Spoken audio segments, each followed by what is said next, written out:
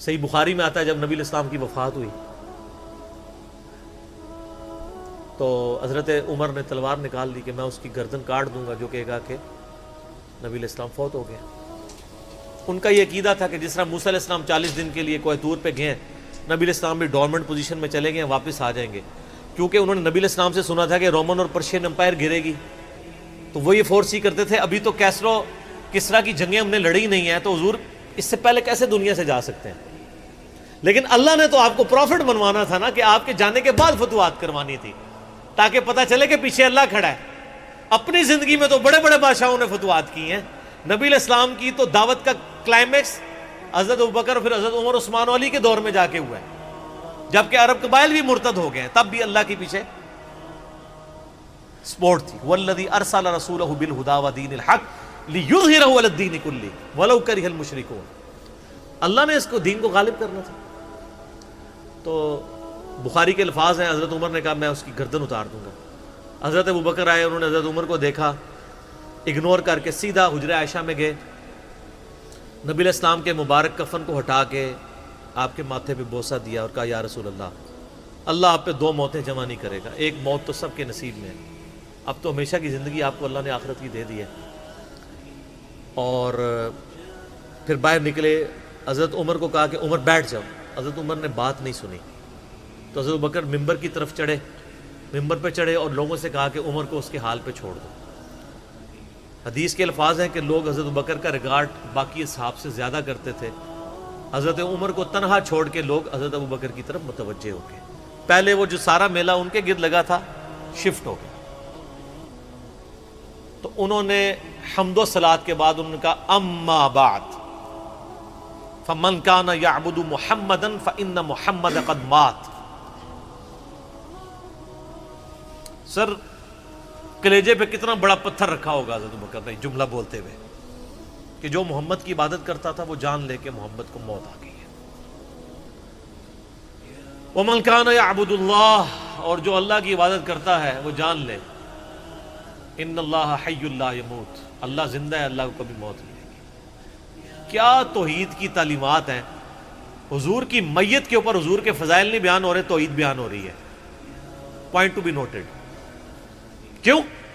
سر پہلے نہیں انسانیت نے رسک لیا، دنیا کا سب سے بڑا شرک ایک پیغمبر کے نام پہ تو کھڑا ہوا ہے، عیسیٰ ابن مریم کے نام پہ۔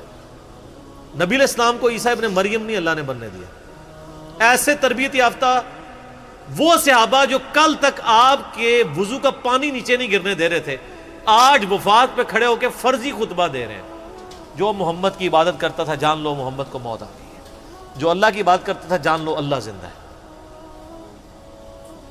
پھر آیت بھی پڑھی، صرف فرضی جملہ نہیں بولا۔ آپ تو کہہ رہے ہیں شرک ختم ہو گیا، حضرت بکر جب شروع نہیں ہوا تھا اس وقت بھی کہہ رہے تھے کہ نبی علیہ السلام کو کسی نے خدا نہیں بنانا، کیونکہ بخاری کی حدیث ہے، دیکھنا میری شان کو اس طرح بلند نہ کرنا جس طرح عیسیٰ ابن مریم کو لوگوں نے کیا۔ میں اللہ کا بندہ اور اس کا رسول ہوں، مجھے اللہ کا بندہ اور اس کا رسول ہی کہنا۔ سر وارفتگی، دیوانگی، عشق کی ساری کیفیت حضور کی وفات کے بعد بالکل چینج ہوگی صحابہ کی۔ ہونا تو چاہیے تھا جو وضو کا پانی نہیں گرنے دے رہے تھے جا کے قبر کی مٹی چاٹنا شروع کر دیتے، ایسا نہیں ہوا۔ وہ تعلیمات کی باؤنڈریز کو کراس نہیں کرتے تھے۔ تو پھر انہوں نے آیت پڑھی، سورہ آل عمران آیت نمبر 144، وما محمد الا رسول قد خلت من قبلہ الرسل افإن مات او قتل انقلبتم علی اعقابکم۔ محمد تو نہیں مگر ایک رسول ہی، اگر یہ فوت ہو جائیں یا دین جو جنگ میں قتل کر دیے جائیں، شہید ہو جائیں، کیا تم دین سے الٹے قدم پھر جاؤ گے؟ جو کوئی دین سے الٹے قدم پھیرے گا اللہ کا کوئی نقصان نہیں کرے گا اور اللہ ثابت قدم رہنے والوں کو جزا دے گا۔ پھر سورہ الزمر کی آیت نمبر 30 پڑھی، انک میت وانہم میتون۔ اے نبی تمہیں بھی مرنا ہے اور ان کو بھی موت آنی ہے، تمہارے مخالفین کو، پھر تم اللہ کے حضور جھگڑو گے، اللہ تمہارا فیصلہ کرے گا۔ یہ سیدنا ابوبکر کی حضور کی وفات کے وقت استقامت تھی۔ پھر جھگڑا کھڑا ہو گیا حضور کو دفنانا کدھر ہے؟ جامعہ ترمذی میں حدیث ہے، سیدنا ابوبکر کہتے ہیں کہ میں نے نبی علیہ السلام سے یہ بات سنی تھی کہ اللہ اپنے پیغمبر کو وہیں پہ موت دیتا ہے جو اس کے لیے سب سے پسندیدہ جگہ اللہ کے نزدیک ہوتی ہے۔ تو حضور کی جو چارپائی ہے نا اس کے نیچے ان کی قبر کھودو، وہاں پہ اللہ نے ان کو موت دی۔ پہلے صحابہ میں رائے نہیں طے ہو رہی تھی کہاں دفنانا ہے۔ پھر سنن نسائی الکبریٰ کے اندر پورا وفات النبی چیپٹر ہے، سنن ابن ماجہ میں بھی موجود ہے کچھ حصہ اس کا۔ پھر لوگوں نے پوچھا کہ نبی علیہ السلام کا جنازہ ہوگا؟ انہوں نے کہا ہاں ہوگا۔ اسی طریقے سے تکبیر کہو اور سورہ فاتحہ اور اس کے بعد درود شریف اور اس طریقے سے 4 تکبیرات پڑھو۔ لیکن ایک فرق تھا کہ نبی علیہ السلام کو پروٹوکول صحابہ نے دیا ہے کہ آپ کی جو جنازے کی نماز ہے نا وہ جماعت کے ساتھ نہیں ہوئی۔ صحابہ نے یہ پروٹوکول دیا کہ حضور کی میت کی موجودگی میں بھی کوئی شخص امامت نہ کروائے۔ حجرے میں ایک طرف سے لوگ داخل ہوتے تھے، اکیلے اکیلے جنازہ ادا کرتے تھے، اور ڈیٹیل میں آتا ہے 2-3 دن تک جنازہ ہوتا رہا۔ پہلے یعنی مرد داخل ہوئے، اس کے بعد بچے، غلام، پھر عورتیں، اس طریقے سے سب نے جنازہ پڑھا۔ ظاہر ہے 1 لاکھ سے زیادہ لوگ تھے جنازہ پڑھنے والے۔ اس موقع پہ بھی سیدنا ابوبکر کی آپ استقامت دیکھیں، ورنہ حضرت عمر کتنے سٹرانگ اصحاب کے مالک تھے، ان کی حالت آپ دیکھ لیں۔ جب ضرورت پڑی ان کے مضبوط اصحاب کی تو کولیپس کر گئے۔ ابوبکر ہی کھڑے ہوئے ہیں، تو حضور کو پتا تھا نا میں نے مصلی پہ کسے کھڑا کرنا ہے۔ اور بخاری میں الفاظ ہیں، جب مصلی پہ کھڑا کیا فرمایا ابوبکر کے علاوہ سارے دروازے بند کر دو، صرف ابوبکر کے گھر کا دروازہ جو مسجد کی طرف کھلتا ہے، جو مسجد کا دروازہ ابوبکر کے گھر کی طرف ہے وہ کھلا رکھو، باقی سارے بند کر دو۔ تو نبی علیہ السلام کو یہ پتا تھا کہ کس لیول کا کس بندے کا یعنی ایمان ہے، اس کے اعصاب ہیں۔ اور بخاری کے الفاظ ہیں، جب حضرت ابوبکر نے خطبہ دیا، حضرت عمر کہتے ہیں میرے پاؤں میرا بوجھ نہیں اٹھا سکے، اور مجھے یقین آ گیا کہ حضور فوت ہو چکے۔ یہاں قرآن و حدیث سن کے کسی کے کان پہ جوں تک نہیں رنگتی، وہاں پہ حضرت ابوبکر کا خطبہ اور آیات سن کے حضرت عمر کہہ رہے ہیں کہ میرے پاؤں میرا بوجھ نہیں اٹھا سکے، کہ یہ تو واقعی تو قرآن کی آیت۔ اور اس میں بخاری مسلم صحیح بخاری میں الفاظ ہیں، کئی دن تک ہم جب بھی صحابہ ایک دوسرے کو ملتے تھے تو یہی آیت سنایا کرتے تھے، وما محمد الا رسول قد خلت من قبلہ الرسل افئن مات او قتل انقلبتم علی اعقابکم، کہ محمد تو نہیں مگر ایک رسول، انہیں بھی تو موت آنی ہے، تاکہ ہمیں یہ یقین آ جائے کہ حضور دنیا سے چلے گئے۔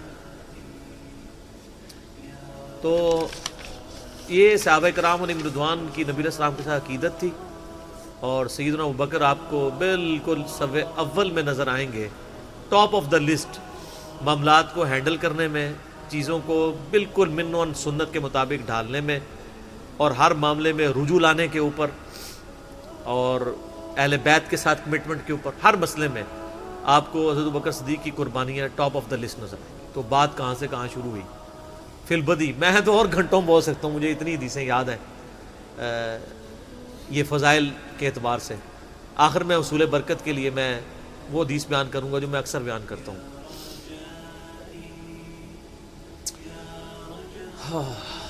عبداللہ بن عباس رضی اللہ تعالیٰ عنہما کہتے ہیں، بخاری اور مسلم دونوں میں ہے،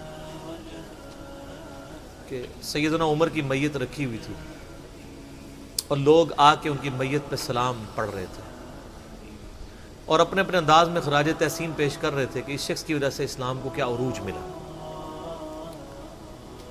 تو کہتے ہیں اتنے میں میں نے محسوس کیا کہ ایک شخص میرے پیچھے آ کے کھڑا ہوا اور اس نے میرے کندھے پہ یوں کونی رکھی، میری پیٹھ اس کی جانب تھی، اس نے کونی میرے کندھے پہ یوں رکھی، اور حضرت عمر کی میت سے مخاطب ہو کے کہنے لگا کہ اے عمر اللہ تجھ پہ رحم فرمائے، تو روئے ارض پہ ان لوگوں میں سے ایک شخص تھا کہ میری بھی خواہش تھی کہ میں ان اعمال کے ساتھ اللہ کے حضور پیش ہوتا، کہ اگر اللہ کے حضور پیش ہونے کے لیے مجھے بہترین اعمال چاہیے تو تیرے اعمال۔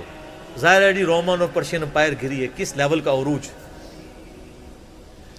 کیونکہ میں نے رسول اللہ صلی اللہ علیہ وآلہ وسلم سے بارہا سنا تھا، میں ابو بکر اور عمر داخل ہوئے، میں ابو بکر اور عمر نکلے، میں ابو بکر اور عمر نے یہ کیا، تو مجھے بڑی امید تھی کہ تم اپنے 2 ساتھیوں سے جا ملو گے، یعنی رسول اللہ اور ابو بکر کے ساتھ صلی اللہ علیہ وآلہ وسلم اور رضی اللہ تعالیٰ۔